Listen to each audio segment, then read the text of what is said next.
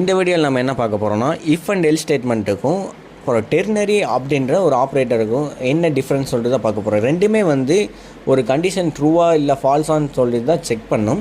But ஆனால் வந்து நீங்கள் இஃப் அண்ட் எல் ஸ்டேட்மெண்ட் வந்து ஒரு 4-5 லைனு கோடு எழுதுறீங்கன்னா இந்த டெர்னரி ஆப்ரேட்டர் நம்ம போட்டு அசைன் பண்ணும்போது வந்து அதை ஒரு சிங்கிள் லைனில் வந்து அந்த கோடை வந்து ரைட் பண்ண முடியும்னு சொன்னால் நம்புவீங்களா? ஆமாங்க.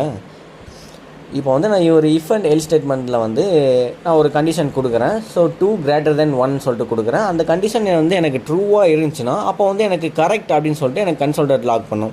அதுவே அந்த கண்டிஷன் வந்து எனக்கு ஒரு வேளை ஃபால்ஸாக இருந்துச்சுன்னா, ஃபால்ஸ் மீன்ஸ் இப்போ நான் வந்து 2 < 1 அப்படி, அதாவது 2 < 1 அப்படின்னு சொல்கிறேன்னா ஒருவேளை எனக்கு அப்போ வந்து ஃபால்ஸாக இருக்கும். அப்போ எனக்கு ஃபால்ஸாக இருந்துச்சுன்னா எனக்கு வந்து கன்சோல்டர் லாகில் இன்கரெக்ட் சொல்லிட்டு எனக்கு கொடுக்கும். ஓகே, ஸோ இப்படி தான் வந்து ஒரு இஃப் அண்ட் எல் ஸ்டேட்மெண்ட் வந்து ரன் ஆகுது. அண்ட் டெர்னரி ஆப்ரேட்டருக்கு போகலாம். ஸோ இந்த டெர்னரி ஆப்ரேட்டர் அப்படிங்கிறது வந்து இதுவுமே வந்து இந்த இஃப் அண்ட் எல் ஸ்டேட்மெண்ட் தான். அண்ட் நீங்கள் எழுதுகிற கோடை ஒரு சிங்கிள் லைனில் எழுதுறது தான் இந்த கோடிங். ஸோ இப்போ அதே மாதிரி தான் வந்து நான் இங்கே 2 > 1 சொல்லிட்டு கொடுத்துருக்கேன். இது ஒரு கண்டிஷனல் எக்ஸ்பிரஷன். அண்ட் அதுக்கப்புறம் வந்து நான் ஒரு கொஷின் மார்க் போட்டிருக்கேன். ஸோ இதுக்கான ஆன்சர் அது வந்து ட்ரூவா இல்லையான்னு சொல்லிட்டு கேட்குற மாதிரி. இப்போ நீங்கள் கேட்பீங்க இது கரெக்டாக அப்படின்னு சொல்லிட்டு கேட்பீங்க. அப்போ வந்து அந்த இடத்துல ஒரு கொஷின் மார்க் வரும்ல. ஸோ அந்த மாதிரின்னு வச்சுக்கோங்களேன். அப்படி கேட்குறீங்க, அதுக்கு பதிலாக நான் கொஷின் மார்க் கொடுத்துருக்கேன். அண்ட் அந்த கொஷின் மார்க் அடுத்தது வந்து டபுள் கோட்ஸ்குள்ளே வந்து ஒரு வேல்யூ கொடுத்துருக்கேன். கரெக்ட் 2 அப்படின்னு சொல்லிட்டு நான் ஒரு வேல்யூ கொடுத்துருக்கேன். ஓகே, ஸோ ஒருவேளை அது ட்ரூவாக இருந்துச்சுன்னா எனக்கு கரெக்ட் 2 அப்படின்னு சொல்லிட்டு எனக்கு பிரிண்ட் பண்ணோம்.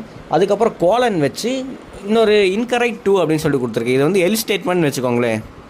ஸோ கோலன் வச்சு அதுக்கப்புறம் அசைன் பண்ணுற வேல்யூ வந்து எல் ஸ்டேட்மெண்ட்டோடது. எப்போ வந்து அந்த கண்டிஷன் வந்து ஃபால்ஸ் ஆகும் அப்போ வந்து எனக்கு அது வந்து இப்போ அந்த இன்கரெக்ட் 2 அப்படின்னு சொல்லிட்டு எனக்கு பிரிண்ட் பண்ணோம். ஓகேங்களா? ஸோ இந்த மாதிரி தான் வந்து ஜாவாஸ்கிரிப்டில் வந்து ரொம்ப சிம்பிள் வேல வந்து கோடிங்ஸ்லாம் வந்து ரைட் பண்ணலாம்.